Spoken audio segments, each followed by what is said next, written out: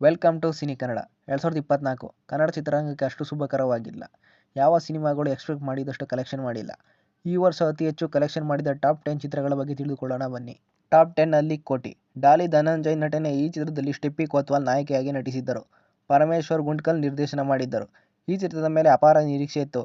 ಆದರೆ ಚಿತ್ರ ಬಿಡುಗಡೆಯಾದ ಮೇಲೆ ಎಲ್ಲ ನಿರಾಶೆಯಾಯಿತು. ಈ ಚಿತ್ರ ಬಾಕ್ಸ್ ಆಫೀಸಲ್ಲಿ 5 ಕೋಟಿಗೂ ಹೆಚ್ಚು ಕಲೆಕ್ಷನ್ ಮಾಡಿದೆ.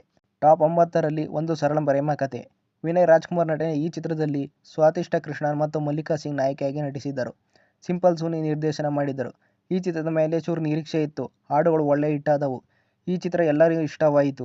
ಈ ಚಿತ್ರ ಬಾಕ್ಸ್ ಆಫೀಸಲ್ಲಿ ಸುಮಾರು 6 ಕೋಟಿ ಕಲೆಕ್ಷನ್ ಮಾಡಿದೆ. ಟಾಪ್ 8ರಲ್ಲಿ ಉಪಾಧ್ಯಕ್ಷ. ಚಿಕ್ಕಣ್ಣ ನಾಯಕರಾಗಿ ನಟಿಸಿದ ಈ ಚಿತ್ರದಲ್ಲಿ ಮಲೈಕಾ ವಸುಪಾಲ್ ನಾಯಕಿಯಾಗಿ ನಟಿಸಿದ್ದರು. ಅನಿಲ್ ಕುಮಾರ್ ನಿರ್ದೇಶನ ಮಾಡಿದ್ದರು. ಈ ಚಿತ್ರದ ಹಾಡುಗಳು ತುಂಬ ಸದ್ದು ಮಾಡಿದ್ದವು. ಪ್ರಮೋಷನ್ ಕೂಡ ಚೆನ್ನಾಗಿ ಮಾಡಿದ್ದರು. ಪ್ರೇಕ್ಷಕರಿಂದ ಒಳ್ಳೆಯ ಪ್ರತಿಕ್ರಿಯೆ ಪಡೆದುಕೊಂಡ ಈ ಚಿತ್ರ ಬಾಕ್ಸ್ ಆಫೀಸಲ್ಲಿ ಸುಮಾರು 13 ಕೋಟಿ ಕಲೆಕ್ಷನ್ ಮಾಡಿದೆ. ಟಾಪ್ 7ರಲ್ಲಿ ಇಬ್ಬನಿ ತಬ್ಬಿದ ಇಳೆಯಲ್ಲಿ. ವಿಹಾನ್ ಗೌಡ ನಾಯಕರಾಗಿ ನಟಿಸಿದ ಈ ಚಿತ್ರದಲ್ಲಿ ಅಂಕಿತಾ ಅಮರ್ ನಾಯಕಿಯಾಗಿ ನಟಿಸಿದ್ದರು. ಚಂದ್ರಜಿತ್ ಬೆಳ್ಳಿಯಪ್ಪ ನಿರ್ದೇಶಿಸಿದ ಈ ಚಿತ್ರಕ್ಕೆ ಪ್ರೇಕ್ಷಕರಿಂದ ಒಳ್ಳೆಯ ಪ್ರತಿಕ್ರಿಯೆ ವ್ಯಕ್ತವಾಯಿತು. ಈ ಚಿತ್ರ ಬಾಕ್ಸ್ ಆಫೀಸಲ್ಲಿ ಸುಮಾರು 15 ಕೋಟಿ ಕಲೆಕ್ಷನ್ ಮಾಡಿದೆ. ಟಾಪ್ 6ರಲ್ಲಿ ಯುವ ರಾಜ್ಕುಮಾರ್ ನಾಯಕರಾಗಿ ನಟಿಸಿದ ಈ ಚಿತ್ರದಲ್ಲಿ ಸಪ್ತಮಿ ಗೌಡ ನಾಯಕಿಯಾಗಿ ನಟಿಸಿದ್ದರು.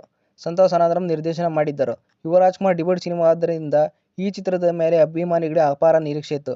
ನಿರೀಕ್ಷೆಯನ್ನು ತಕ್ಕಮಟ್ಟಿಗೆ ರೀಚ್ ಮಾಡಿದ ಈ ಚಿತ್ರ ಬಾಕ್ಸ್ ಆಫೀಸಲ್ಲಿ 25 ಕೋಟಿಗೂ ಹೆಚ್ಚು ಕಲೆಕ್ಷನ್ ಮಾಡಿತು. ಟಾಪ್ 5ರಲ್ಲಿ ಭೈರತಿ ರಣಗಲ್. ಶಿವಣ್ಣ ನಟನೆ. ಈ ಚಿತ್ರದಲ್ಲಿ ರುಕ್ಮಿಣಿ ವಸಂತ್ ನಾಯಕಿಯಾಗಿ ನಟಿಸಿದ್ದರು. ನರ್ತನ್ ನಿರ್ದೇಶನ ಮಾಡಿದ್ದರು. ಮಫ್ತಿ ಚಿತ್ರದ ಪ್ರೀಕ್ವೆಲ್ ಆಗಿದೆ. ಈ ಚಿತ್ರದ ಮೇಲೆ ಅಪಾರ ನಿರೀಕ್ಷೆ ಇತ್ತು. ನಿರೀಕ್ಷೆಯಂತೆ ಬಿಡುಗಡೆಯಾದ ಈ ಚಿತ್ರ ಬಾಕ್ಸ್ ಆಫೀಸ್ ಧೂಳಿಪಟ ಮಾಡಿತು. ಚಿತ್ರಮಂದಿರಗಳ ಇನ್ನೂ ಪ್ರದರ್ಶನ ಕಾಣುತ್ತಿರುವ ಈ ಚಿತ್ರ ಇಲ್ಲಿವರೆಗೂ ಸುಮಾರು 35 ಕೋಟಿ ಕಲೆಕ್ಷನ್ ಮಾಡಿದೆ. ಟಾಪ್ 4ರಲ್ಲಿ ಭೀಮಾ. ದುನಿಯಾ ವಿಜಯ್ ನಟಿಸಿ ನಿರ್ದೇಶಿಸಿದ ಈ ಚಿತ್ರದಲ್ಲಿ ಅಶ್ವಿನಿ ನಾಯಕಿಯಾಗಿ ನಟಿಸಿದ್ದರು. ಟ್ರೆಂಡಿ ಹಾಡುಗಳಿಂದ ಸಖತ್ ಸೌಂಡ್ ಮಾಡಿದ ಈ ಚಿತ್ರದ ಮೇಲೆ ತುಂಬಾ ನಿರೀಕ್ಷೆ ಇತ್ತು.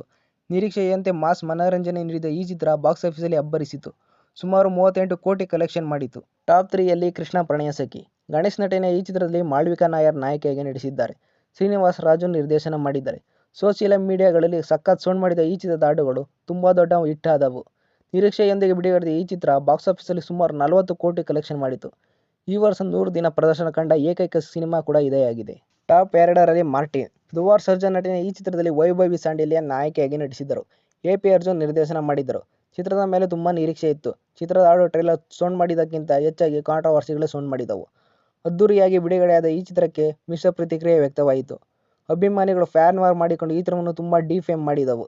ಚಿತ್ರ ಸೋತರೂ ಬಾಕ್ಸ್ ಆಫೀಸಲ್ಲಿ ಸುಮಾರು 45 ಕೋಟಿ ಕಲೆಕ್ಷನ್ ಮಾಡಿತು. ಟಾಪ್ 1ನಲ್ಲಿ ಬಗೀರ. ಶ್ರೀಮುರಳಿ ನಟನೆ. ಈ ಚಿತ್ರದಲ್ಲಿ ರುಕ್ಮಿಣಿ ವಸಂತ್ ನಾಯಕಿಯಾಗಿ ನಟಿಸಿದ್ದರು. ಡಾ. ಸೂರಿ ನಿರ್ದೇಶನ ಮಾಡಿದ್ದರು. ಚಿತ್ರದ ಮೇಲೆ ತುಂಬಾ ನಿರೀಕ್ಷೆ ಇತ್ತು. ನಿರೀಕ್ಷೆಯಂತೆ ಬಿಡುಗಡೆಯಾದ ಈ ಚಿತ್ರ ಬಾಕ್ಸ್ ಆಫೀಸಲ್ಲಿ ಅಬ್ಬರಿಸಿತು. ಆದರೆ ಚಿತ್ರ ಬಹುಬೇಗ OTTಯಲ್ಲಿ ಬಿಡುಗಡೆಯಾಯಿತು.